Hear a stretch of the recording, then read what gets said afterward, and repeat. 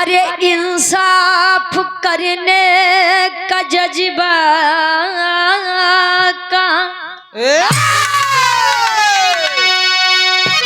राजतंत्र में पहले जो होता रहा। बाबा बाबा अरे दिन गुजरते गए सूरज ढलता गया। मानो मानो मानवता को खोता गया। अरे राजतंत्र की कहती मैं गाथा सुनो। अरे बादशाहों का जब भी जमाना रहा।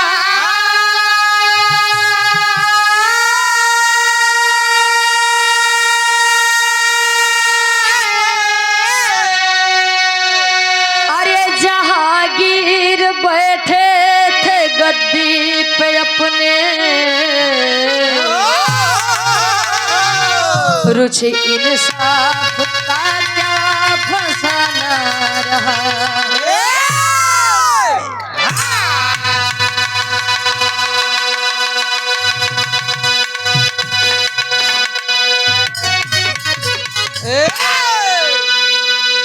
कहे इंसाफ करने का जज्बा कहाँ, राजतंत्र में पहले जो होता रहा। दिन गुजरते गए सूरज ढलता गया। मानो मानो मानवता को खोता गया। जमाने की सच्चाई में आप लोगों को बता दूं, लोग गाय को अपनी माता समझते हैं। भाई गौ माता है हमारी। एक जमाना रहे जले होई कि गौ हत्या करब बड़ा गुनाह बा। आज तो गौ हत्या होत बताई कई के हो भाई यार वाह। लोग कौए के अंदर अपने पूर्वज को देखते हैं कि अगर कौओ खाना खाए ले तो हमारे काका बाबा लोग खाना खाए लिए हैं। लेकिन आज के समय में लोग इंसान के अंदर इंसानियत नहीं देखते। अगर कोई व्यक्ति गिरा है तो वहाँ पर 10 लोग एकत्रित होंगे तो 6 लोग केवल वीडियो बनाने के लिए जाते हैं।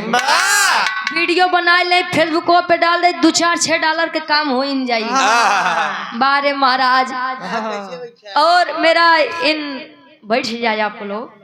हाँ, बैठ जा कुर्सी ले ला बैठ जा। हाँ नहीं पाँव भारी हो जाए तो घर मलिकार साहब ललन भैया यार एक 4 भिजवा दे। हाँ कम से कम जे बा ए भैया यहाँ पर बैठे सभी से मेरा एक प्रश्न है साहब। पहले के समय में राजतंत्र चलता था। राजतंत्र का मतलब होता है कि राजाओं का शासन। राजा के लड़का हो जाए, चाहे गूंग हो, चाहे बैर हो, चाहे लूल हो, चाहे लंगड़ा हो, लेकिन फिर भी वो राजा कहलाता था। लेकिन आज के समय में लोकतंत्र चलता है, यानी जनता का शासन। ये हमारे बड़े भैया कह रहे हैं माननीय मुलायम सिंह जी के बारे में ना। तो मेरी एक बात आप सुनिएगा, जहां पर सरकार से जनता डरती है वहां पर तानाशाही सरकार होती है, और जहां पर सरकार जनता से डरती है वहां पर स्वतंत्रता होती है।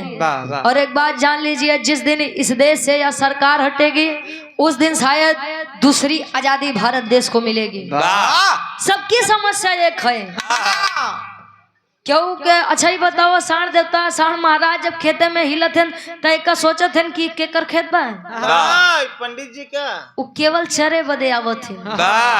रोजगार नहीं मिल रहा है, बच्चे कितनी मेहनत से तो बेचारे आए के रूम लेके पढ़ाते हैं, पेपर देते हैं, 2 घंटा बाद पता चलत बा कि पेपर वही लीक हो गया।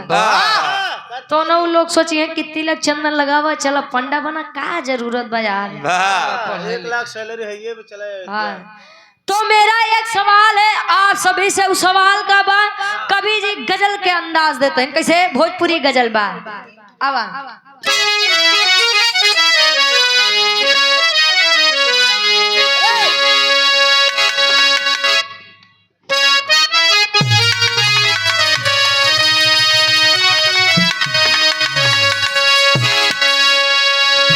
लड़की कहे भोजपुरी गजल बा, मिजाजी गजल बा गुरुजी। अरे तुम मेरे बात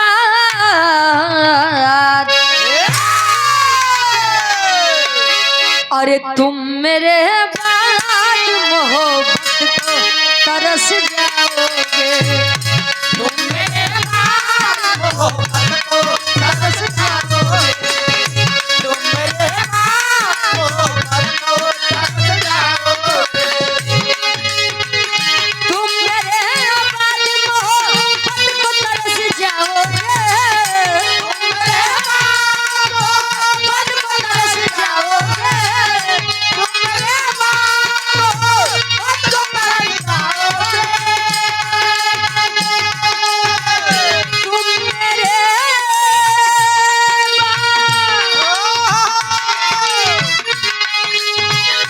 मोहब्बत को तरस जाओगे।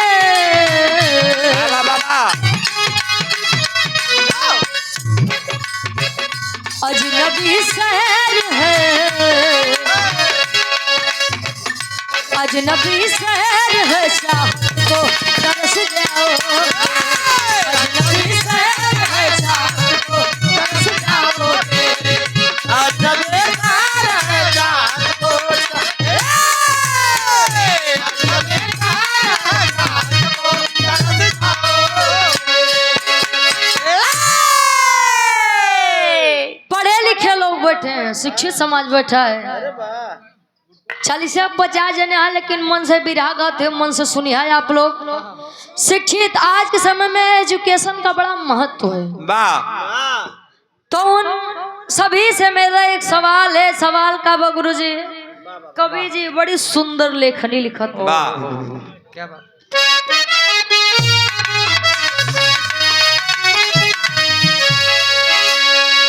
अरे राजा विद्वान,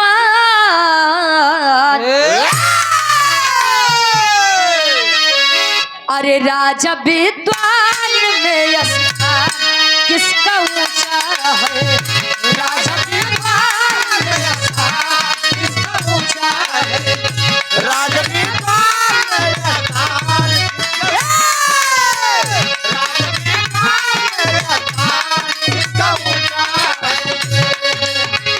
राजा विद्वान में स्थान किसका ऊंचा है, राजा विद्वान में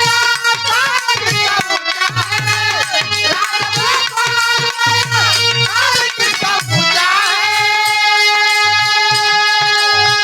राजा विद्वान में स्थान किसका ऊंचा है, आज मैं कहती हूँ, आज मैं कहती हूँ सम्राट किसका नीचा है, आज मैं कहती हूँ सम्राट किसका ऊंचा है। शेखर यादव, बड़े भाई आप शेखर यादव जी हमारे गार्जियन जी क्यों रुपया कर फरमाइश बस समझ होती गीत क्या हो जाता भैया, आप बैठ ही जा, ये बहाने कम से कम खड़ा रहा, भीड़ तो जनाइए। कहे राजा विद्वान में स्थान किसका ऊंचा है, किसी भी अनपढ़ आदमी को बैठा दीजिए राजगद्दी पे, उसका महत्व ज्यादा है, उसका स्थान ज्यादा है कि उस विद्वान व्यक्ति का है जो जानता है कि संविधान क्या चीज है। नहीं तो अगर एक बात बा गुरु जी, शेखर भैया, अगर कुर्सी गदहा के दे बैठे बदे, तू बैठी ना मुड़ी फंसाई क्यों मत टारी, आई बात गदहा बदे नहीं रही, इशारों को समझिए, राज को राज रहने दीजिए। कहानी बा कब के केकर बा, कवि जी भाव देते हैं कैसे, अब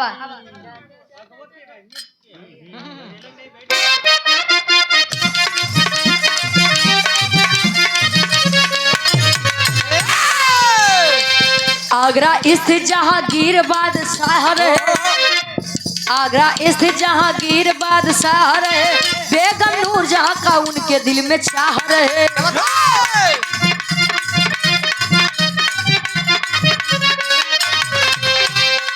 भले से नगर में खैले सुल्ताना खानम थी, खैले उर्दू शब्द है, खैले का मतलब होता है बहुत सारी, भले से नगर में खैले सुल्ताना खानम थी, मगर सुल्तान की तो नूर जहां ही जानम थी।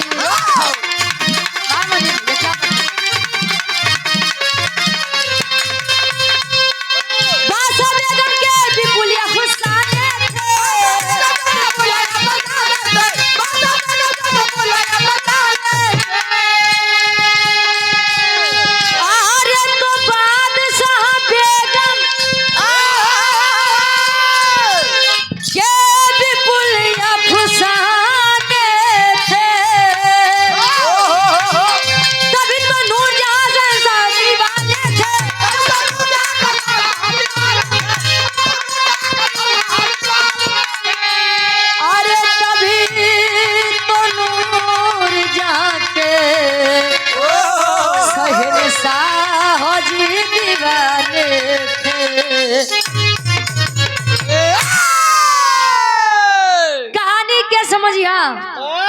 आगरा वही आगरा।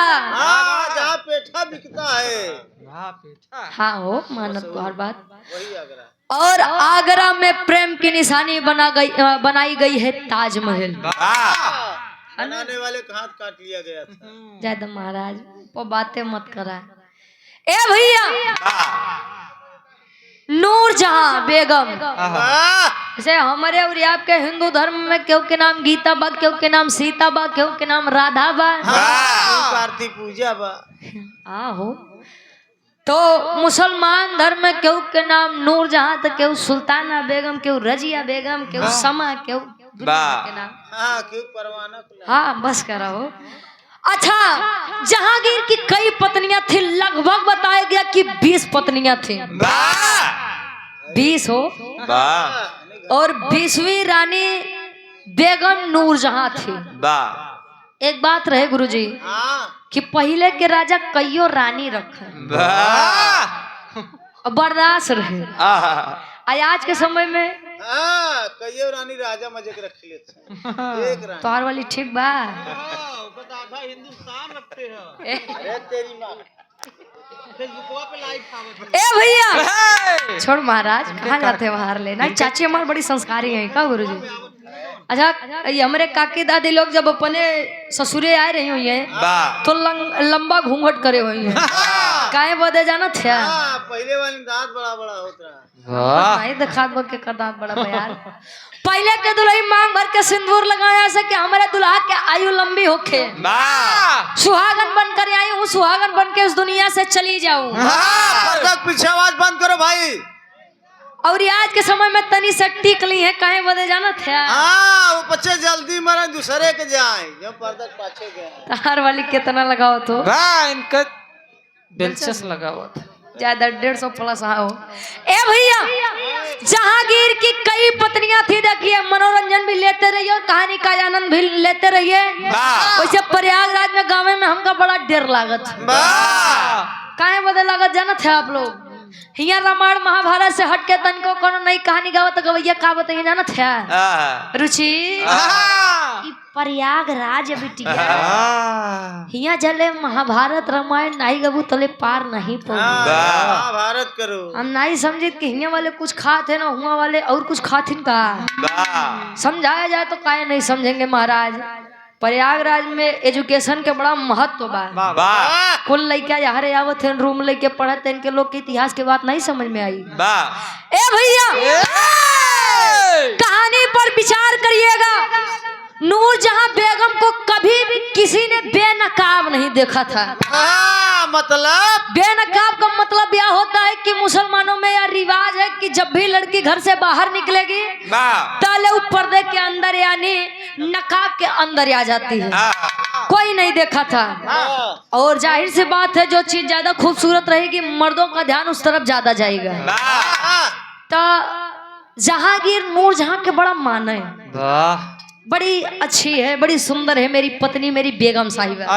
बड़ी लाजवाब है। एक दिन नूरजहां बेगम जी अपने कमरे के बाहर जो छत का गुरुजी लोकेशन होता है छत पर खड़ी है और बाहर का नजारा देखते हैं। तले जहांगीर पीछे से आई के अखबारी में भरत है। अजले अखबारी में भरत है तले तारीफ करत है। कैसे तारीफ करें गुरुजी। एक लाइन गीत लगत भाई हमारे काका बाबा के उम्र वाली बा।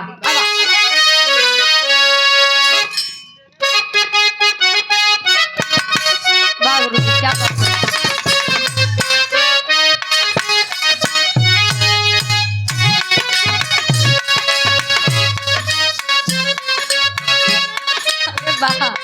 क्या बात है भैया। लइकवा कहे कजीरा मोहब्बत वाला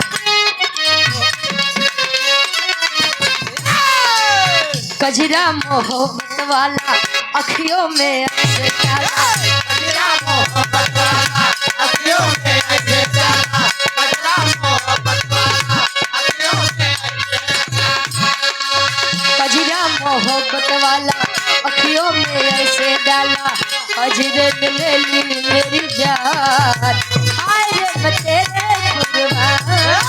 कजरा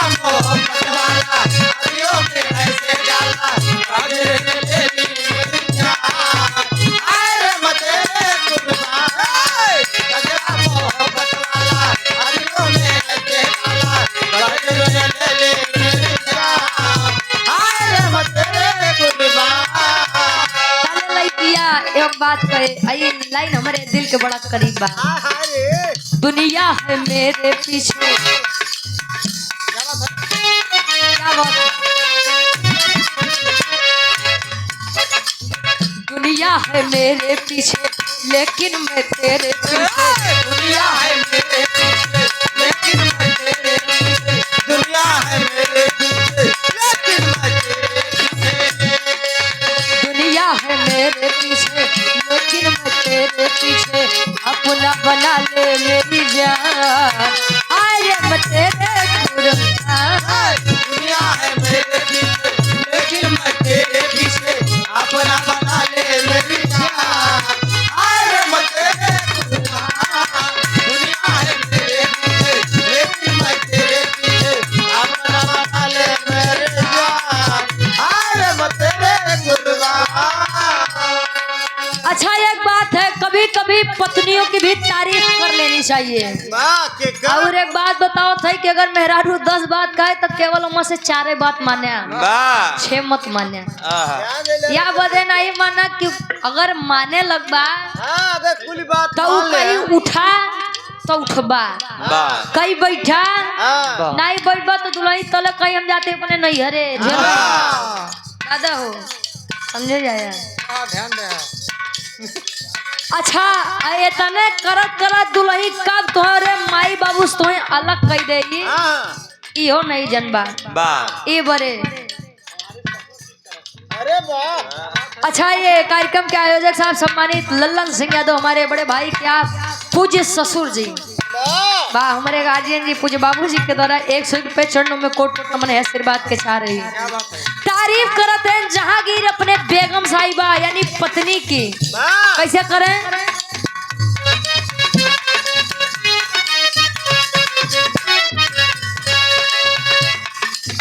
आई हाय रे मेरी रानी, आई हाय रे मेरी रानी गजबे बात हो रही जवानी। आय हाय रे मेरी रानी गजबे बात हो रही जवानी। आय हाय रे मेरी रानी गजबे बात हो रही जवानी। आय हाय रे मेरी रानी गजबे बात हो रही जवानी। आमत भागी जैसे यार देखलू तरुकी जाला साथ। आय हाय रे मेरी रानी गजबे बात हो रही जवानी। आमत भागी जैसे यार देखलू तरुकी जाला साथ। आय हाय रे मेरी रानी गजबे बात हो रही जवानी। आमत भागी जैसे यार देखलू तरुकी जाला साथ। पलट कर जब बेगम साहिबा नूर जहाँ देखती हैं तले नकाब के अंदर वो आंख दिखात बा। आए हाय हाय हाय जाने में क्या बात है। क्या आंखें हैं आपकी, जैसे पूरा आम के फाकी। जैसे ही नकाब हटा वैसे आए हाय क्या गाल है आपके। तो पूरा कश्मीर का सेब दिख रहा है। कहे खुदा ने क्या हुस्न दिया है आपको, सुभान अल्लाह सुभान अल्लाह। क्या हूर है आपका। अरे बस कर यार, हमको लागत बस जहांगीर की आत्मा इनके अंदर ही आएगी बात समाज के इतने नहीं और कहा था इनका कहे हिरनी के जैसे रानी चल जोरदार बाटे। हिरनी के जैसे रानी चल जोरदार बाटे। हिरनी के जैसे रानी चल जोरदार बाटे। कमर कमानी जैसे सुना लचकदार बाटे। कमर कमानी जैसे लचकदार बाटे। कमर कमानी जैसे लचकदार बाटे। बाहों में आ जा रानी, बाहों में आ जा रानी लेकर के अंगुरा। बाहों में आ जा रानी लेकर के अंगुरानी। बाहों में आ जा रानी लेकर के अंगुरानी। बाहों में आ जा रानी लेकर के अंगुरानी। मौसम के रूप होवे खास देखलू तरुकी जाला साथ। बाहों में आ जा रानी लेकर के अंगुरानी। मौसम के रूप ई तमाल्ला तारीफ के बात रहे। अब मेन पॉइंट भी रहा के यहाँ रहे से शुरुआत बा जहांगीर के बेगम साहिबा देर किस बात की। बाहों में रानी। काहे के बेचारे के परेशान करत है। आइए थोड़ी प्रेम की बातें हो जाए। हाँ ताले नूर जहाँ कहते हैं राजा जी, चदरा ओढ़े रहा इधर। ए हमार सैया जी, तनी हमार बात सुनो। कहीं का कहीं कोरा में आऊ तब कहीं तब कहीं तब जले आप हमका धनुष और बाण चलावे सिखोबा। जहांगीर देखे कहीं अच्छा ये बात है। वैसे इस खूबसूरत चेहरे पर ये खूबसूरत अदायकी बड़ी अच्छी लगेगी। मंगाए सैनिकों से अपना धनुष और बाण अच्छा सिखावत है गुरुजी। एक दिन बीता, 2 दिन बीता, 3 दिन बीता, 4 दिन बीता, 5 दिन बीता, 6 दिन 7 दिन 8 दिन बीता गए। ये बीता ना यार, मतलब बीत गया, गुजर गया ये वाला। ए भैया धीरे धीरे समय बीत रहा है। तो एक दिन राजा साहब अपने दरबार में बैठे हैं और रानी अपने कक्ष के बाहर खड़ी हैं और बाहर का नजारा देख रही हैं और मन में विचार करते हैं मौसम है आशिकाना। आज दिल कहीं से उनको ऐसे में ढूंढ लाना। याद करते हैं अपने जहांगीर जी के तले एक वृक्ष बा और वृक्ष पर एक कौवा बैठा है। वो करियवा वाला एक काला कौवा बैठा है और उस कौवे पर निशाना लगा रही है। अरे कौवा बड़ा सुंदर है। यार तुमको देख के कहा थे? अरे हाथ है भाई। कहे कि कौवा बैठा है, क्यों ना आज खुद के द्वारा ही परीक्षा ली जाए। राजा साहब जी ने मुझे कई दिनों से शिक्षा और दीक्षा दी है। काहे ना या जी कौवा के ऊपर हमारी निशाना ढंगाया जाए, निशाना लगाई, देखी कहाँ तक हमार शिक्षा पहुँची बा। धनुष पर बाण चढ़ा है साहब और तले होत का एक लाइन गीत लगत बा। कोनो देवर अपने भौजाई से शिकायत करत बा। कौन शिकायत बा?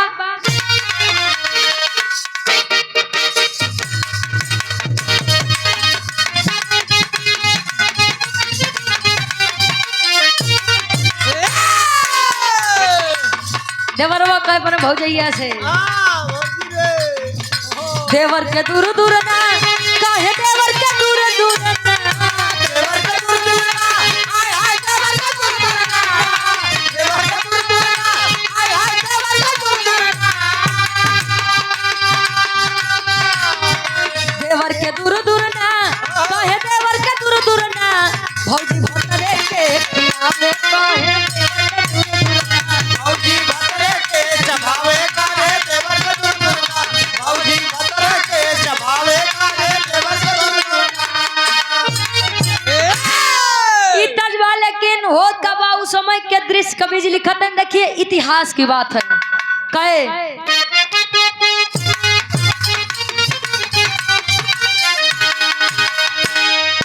मारे बेगम जी बनवा मारे बेगम जी, मारे बेगम जी बनवा मारे बेगम जी, मारे बेगम जी बनवा मारे बेगम जी,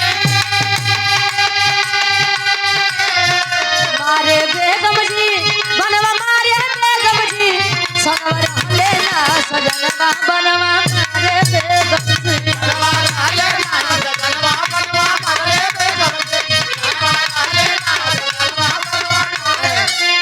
कहे संगवा रहले न सजनवा बनवा मारे बेगम जी। अरे साहब ए कौवा बैठा है पेड़ पर और निशाना लगा है। तीर जब छूटी है बाबा अपनी तरफ खतरे को आता देख कौवा उड़ा है। वाह बहुत चालाक था कौवा।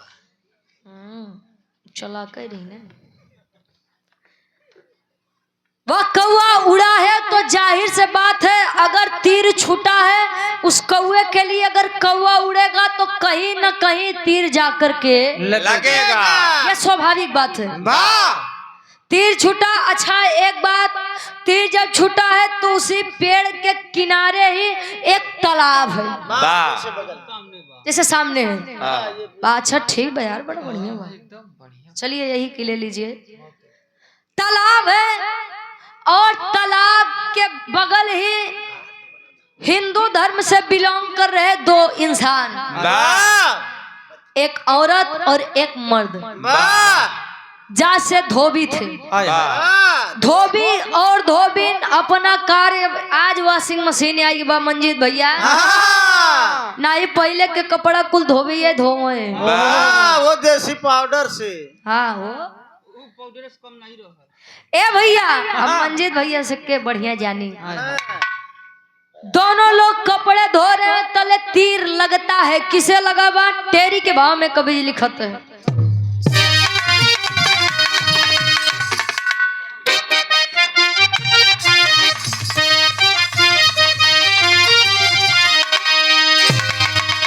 अरे अरमान सारा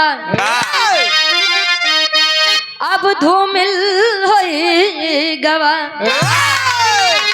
अरे तो अरमान सारा अब धूमिल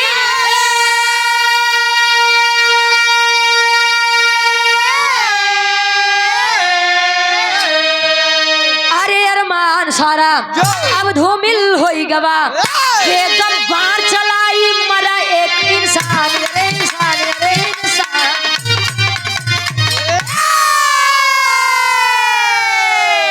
बेगम बाढ़ चलाई मरा एक इंसान अरमान सारा धूमिल हो गया बेगम बाढ़ चलाई चला दिए बाढ़ और इतने में ही वह बाढ़ आ करके धोबिन के पति यानी धोबी के सीने में लगता है आय हाय साहब यहाँ पर जितने लोग बैठे हैं सभी की पत्नियां होंगी और जिनकी नहीं है वो आने वाले समय में होंगी क्यों होगी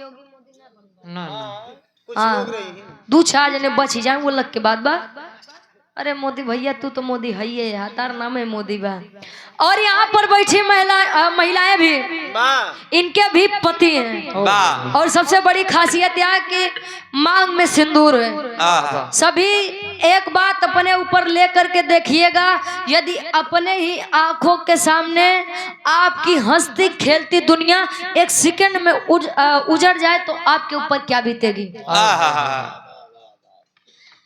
एक बात मेरी आप लोग ध्यान दीजिएगा कि पत्नी की कितनी इज्जत ससुराल में होगी ये बात केवल और केवल उसके पति पर निर्भर करती है पति मानेगा तो वही घर स्वर्ग बन जाएगा और पति नहीं मानेगा तो विश्वास मानिए लोग रोज जीकर भी मरेंगे इतना जान लीजिए बड़ी खुश थी धोबिन अपने पति के साथ प्रत्येक दिन की तरह काम करती है लेकिन आय है साहब नियति को मंजूर नहीं था सीने में जब वह बाण लगा और बाण लगते ही उस धोबी हिंदू धर्म के लड़के की मृत्यु हो गई एक पत्नी जो कि कुछ ही सेकंड कुछ ही मिनटों पहले एक सुहागिन लड़की कही जाती थी वो एक ही सेकंड में एक विधवा बन गई विधवा जब बनी है सोच रही है कि हे भगवान अरे प्रभु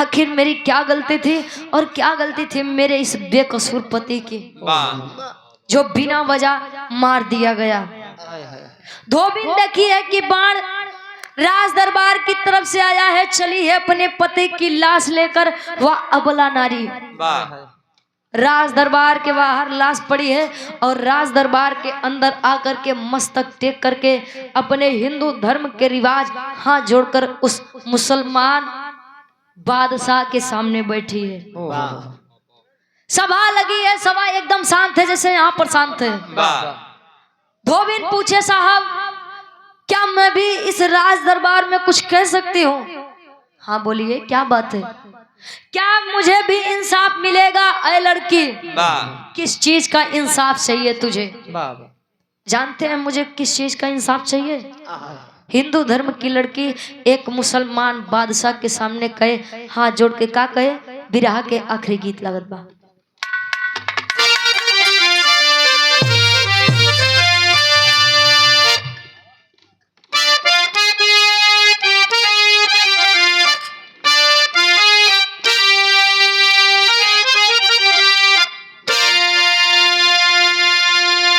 अरे क्या तुम्हें पता है ऐ गुलशन अरे क्या तुम्हें पता ऐ गुलशन मेरे दिल बरियाने वाले हैं क्या तुम्हें पता है अरे गुलशन मेरे दिल बरियाने वाले हैं क्या तुम्हें पता है अरे गुलशन क्या तुम्हें पता है ऐ गुलशन मेरे दिल बरियाने वाले हैं कलिया न बिछाना राहों में कलिया न बिछाना राहों में हम दिल को बिछाने वाले हैं क्या तुम्हें पता है अरे गुलशन मेरे दिल बरियाने वाले हैं कलिया न बिछाना राहों में कलिया न बिछाना राहों में हम दिल को बिछाने वाले हैं क्या तुम्हें पता है अरे गुलशन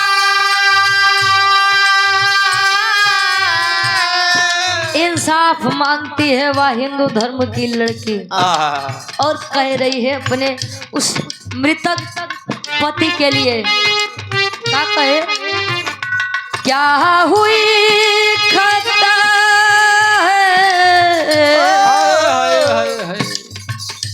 ऐसा अब मेरा कौन सहारा है क्या हुई खता है अब मेरा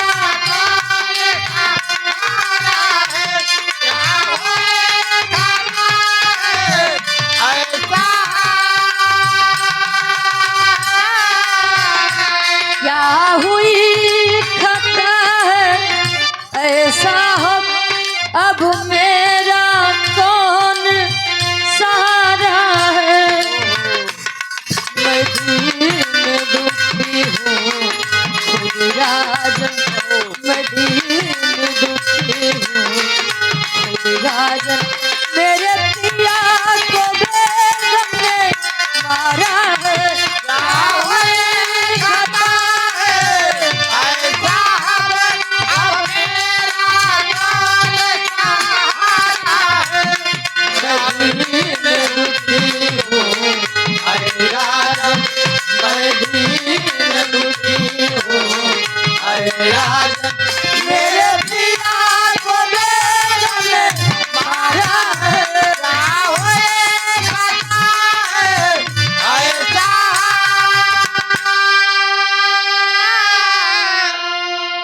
क्या खता थी साहब मेरे उस पति की जिसे बेकसूर मार दिया गया।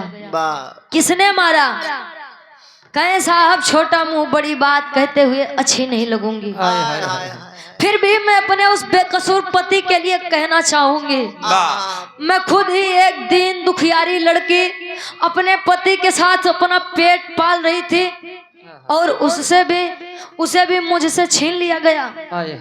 अरे किसने किया?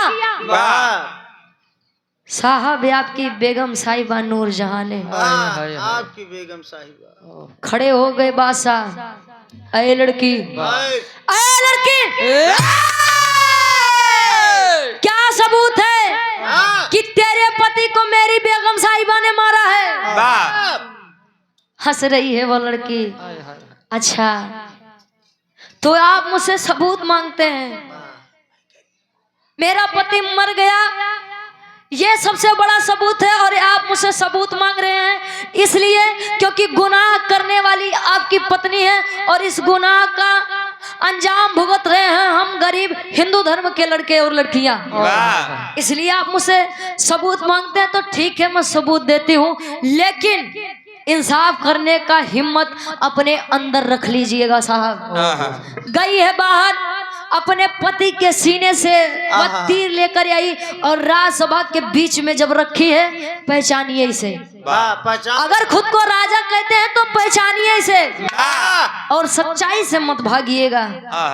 आय हाय, बादशाह जब देखे तो समझ गए, ओहो, रानी साहिबा की बड़ी दिली इच्छा थी कि मैं उन्हें धनुष बाण चलाना सिखाऊं। आज मैं पूरा दिन उनके साथ था नहीं, हो सकता है गलती के कारण उन्होंने यह कर दिया, लेकिन फिर भी गुनाह चाहे गलती से किया जाए चाहे जानकर किया जाए, आपकी इस एक गलती की वजह से किसी की दुनिया छिन जाए साहब, ये सबसे बड़ा गुनाह होता है।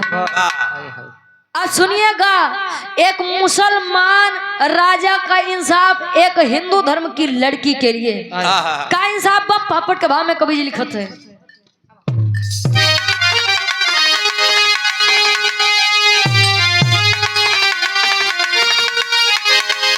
अरे बोले बादशाह करूंगा इंसाफ मां पर गलती का, अरे बोले बादशाह करूंगा इंसाफ मां पर गलती का, तो धनुष बाण को उठा लिए है मां पर गलती का।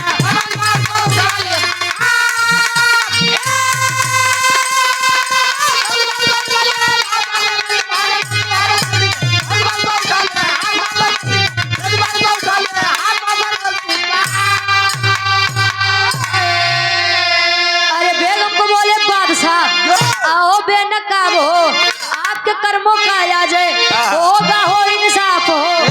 अरे सुन के सभा गई है, अरे सुन के सजा सभा गई है, अब क्या पमा पर गलती का, तो धनुष बाण को उठा लिए हैं हाथ मां पर गलती का।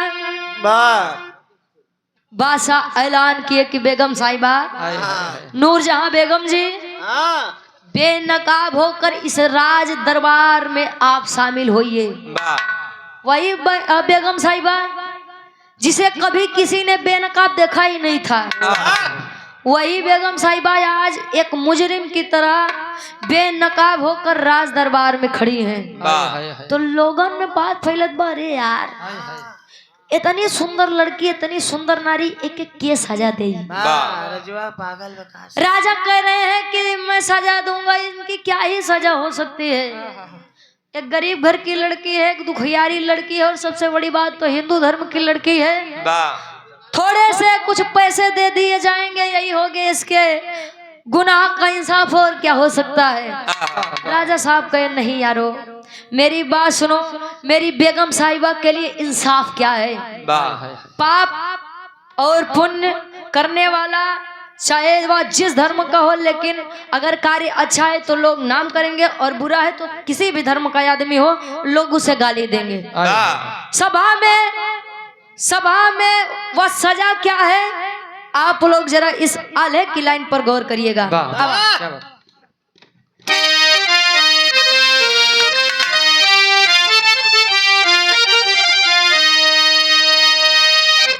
बड़े भाई आप शिव शंकर यादव जी छात्र नेता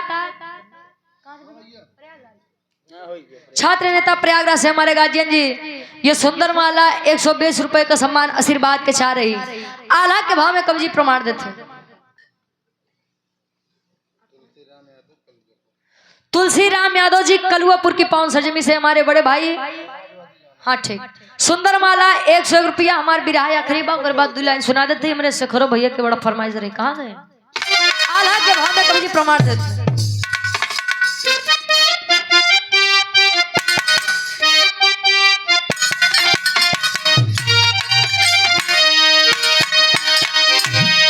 अरे बादशाह धोबिन को था माए धानु बनवा बाबू,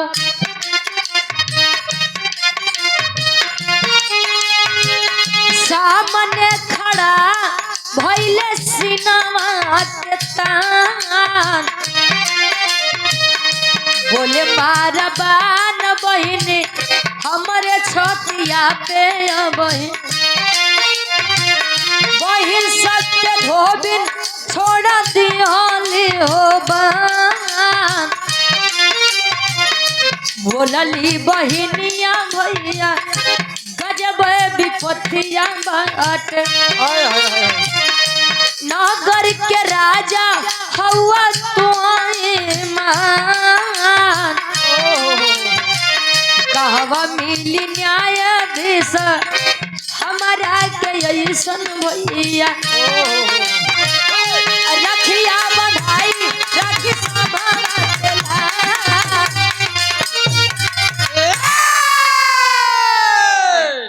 धनुष बाण लेकर खड़े हैं जहांगीर बादशाह जी। एक तरफ हिंदू धर्म की वह लड़की धोबिन और एक तरफ उनकी प्रिय पत्नी बेगम साहिबा नूर जहां खड़ी है। बादशाह जहांगीर बोले कि बड़ा अन्याय हुआ है तेरे साथ, है ना। धोबिन आंख को नीचे करके बोली, हाँ साहब। कहे कि देख अगर तू इसे मारेगी तो ये मर जाएगी और मरने के बाद दुख का अनुभव ये नहीं कर पाएगी। अगर ये मरी तो ये तो मर जाएगी, दुख क्या होता है, अपनों से बिछड़ने का क्या गम होता है ये तो जानेगी ही नहीं। तब कहे कि देख इसने तेरे सुहाग को छीना है, तू इसके सुहाग को छीन ले। मतलब ये बहन कि इसके पति को मार दे, यानी तू मुझे मार दे बहन, ये ले धनुष बाण। आय हाय साहब, जले धोबिन एक मुसलमान राजा के मुख से अपने लिए बहन शब्द सुनती है, तले धोबिन धनुष और बाण छोड़कर चली है अपने पति की लाश की तरफ। पीछे से आवाज गई, बहन तुमने मुझे मारा क्यों नहीं।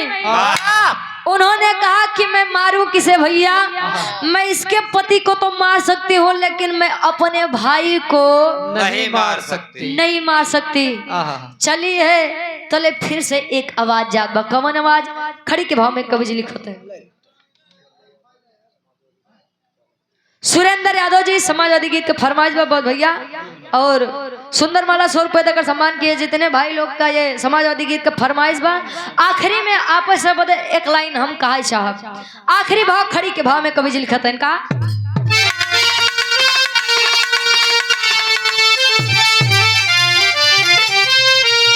अरे मिला है कितना प्यार मुझे अब तुझे से बहना, अरे मिला है कितना प्यार मुझे अब तुझे से बहना, बाहर जाओगी नहीं इस महल में रहना।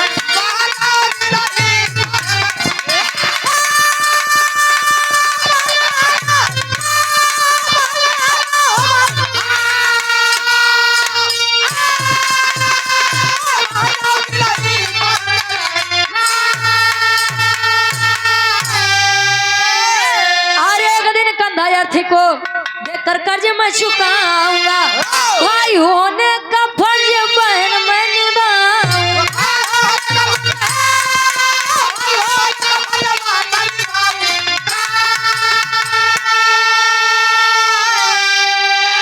और दुख दर्द को मेरे रहते अब मत सहना, तो दुख दर्द को मेरे रहते अब मत सहना, बाहर जाओगी नहीं इस महल में।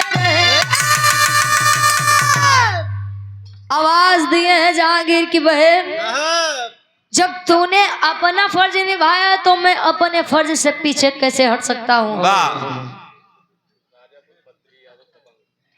बद्री यादव दबंग राजापुर से 51 रुपया आशीर्वाद के चाह रही है।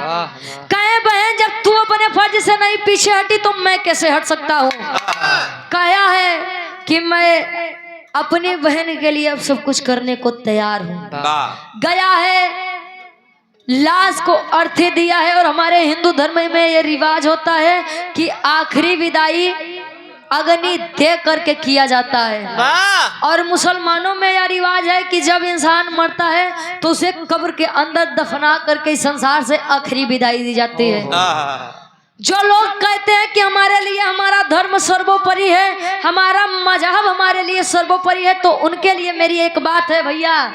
ए महाराज सिगरेट वाले भैया, हेलो, ए समाजवादी शेर 5 मिनट रुक जा, नाम भर से ओकर बाद खूब बोला, कोनो दिक्कत नहीं बा। इन्हीं के फरमाइश रहे समझ आदि गाना के तो तनी समझाई बात के। जब हम प्रधान चुनते हैं, जब हम क्षेत्र पंचायत चुनते हैं, जब हम जिला पंचायत चुनते हैं, विधायक चुनते हैं, सांसद चुनते हैं, मुख्यमंत्री चुनते हैं, प्रधानमंत्री चुनते हैं, राष्ट्रपति चुनते हैं, तब हम ये नहीं सोचते हैं कि पद पर बैठने वाला इंसान कौन है। लेकिन जब वो पद पे बैठिए ना तले देखे लगिए कि अहिर के हैं, गड़ेरिया के हैं, एमा से धोबी के हैं, पासी के हैं, चमार के हैं, तो लोग अपन अपन देखे लागत है। अरे महाराज, जब बैठाने वाला ये नहीं सोचता है का एक जाति से तू बन जा बजौन बने के हुई। सबका सपोर्ट होता है तभी आप किसी पद पर बैठते हैं, और जनता उस पद पर आपको बड़े उम्मीद से बैठाती है। तो उम्मीद पर खरे उतरिए, ये हमारा लोकतंत्र कहता है। नहीं तो अब फिर से अगर वह राजतंत्र आई महाराज, तो बहन बिटिया नहीं सुरक्षित नहीं हो, सुरक्षित हो नहीं बाटे। तले ये होई कि केहू के ऊपर दिलिया गया तो केतना तलवार चली, सर्वस लुट जाई, लेकिन ओके बनाई बापन। ये मानसिकता निकाल दीजिए, और जिस दिन ये धर्म वाली मजहब वाली बातें निकल गई दिल से, उसी दिन हमारे भारत देश का विकास हो जाएगा, इतना जान लीजिए। नहीं तो फिर वे होई, तू अहिर है, तू धोबी है, तू धिकार है, तू चमार है, तू पासी है, यह करत करत दुनिया इस संसार से जले जवानी रही। नहीं तो राम याद है, नहीं तो श्याम याद है। आज के पुजारी बड़ा बढ़िया है कि एक पैक मार के तले हरे राम हरे कृष्ण करत है। वाह, ऐसे देवी दे तो खुश हुई है। कहिए कि ईश्वर नहीं यहाँ। पाखंड मत फैलाइए। बाकी डॉक्टर B.R. अम्बेडकर साहब जी ने भी कहा है कि हम और आप किसी भी मजहब, किसी भी धर्म के खिलाफ नहीं बोल सकते। ये डॉक्टर B.R. अम्बेडकर साहब का संविधान कहता है। आखिरी में खानदान का परिचय बा। गुरु बिहारी, गुरु गणेश, गुरु रामलाल मुर्गा का, अरे स्वर्ग से चलिका कवि बच्चन का बीजे पताका हो।